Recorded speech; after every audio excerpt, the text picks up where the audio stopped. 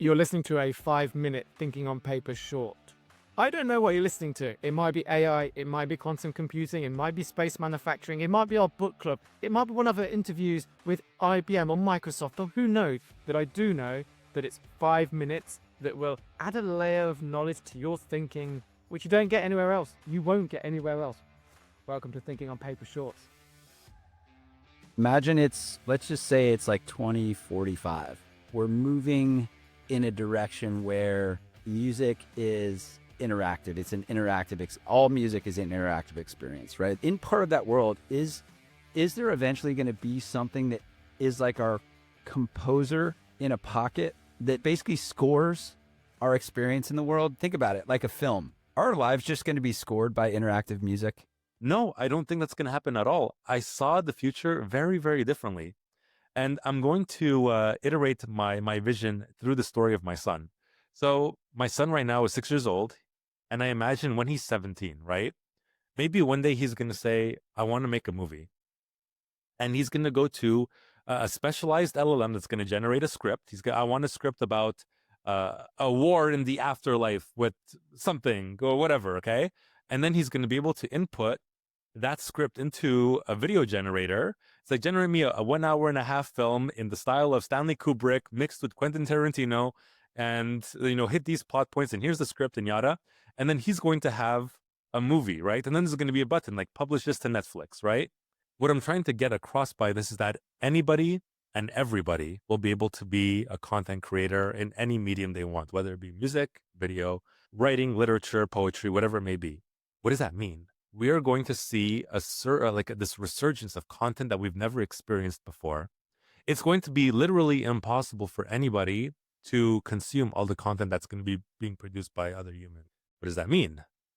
It means that nobody wants to consume all the content. People just want to watch and listen to stuff they like. So I imagine actually AI in the future being the largest curator of content that you can ever imagine, where, hey, you liked A, B, and C titles in Netflix, or you like A, B, and C in music. Well, here's the next 10 songs you should be listening to. And I think it's just going to be like, everybody's just going to be continually fed content that is like really suited to their unique tastes. And there's going to be so much content out there that everyone's going to be getting things that they love. I don't know, maybe you guys see it differently. I'd like to hear your takes. I see it differently. Jeremy has painted a hellscape for me. So, like the hyper personalization of music, wherever you go, there's an AI in your pocket that is soundtracking your life for you, which means that everybody is walking around in their own hyper personalized musical bubble. And hey, did you hear that news? Oh no, sorry, you didn't, because nobody else in the universe has heard it except me. Oh, did you see that new movie? But oh no, sorry, I made it in my head. Nobody else has seen it except me. Did you see that? And people will stop. People in that scenario would stop communicating with other people because there would be no shared culture. There would be nothing to speak about. No music, no movies, no culture, no art, because everything is hyper personalized. And in that world, like some people, kids on the whole have terrible music taste, right? But there's too many adults in the world who hold on to that bad taste. Your parents thought Nirvana sucked. Into adult life. So there are people who have no taste in music, and they will listen to whatever the hell they're told to listen to.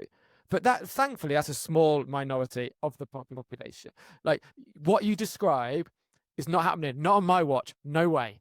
Music is the language of life. If you you could literally go anywhere in the world and sing a melody and tell them how you're feeling. It doesn't matter if you don't speak the same language. Nothing does it like music. I think both can exist. And the reason for that is because it's going to actually solidify the importance of shared experiences. Everybody can have their own hyper-personal bubble of music while you're walking with your headphones. Fair.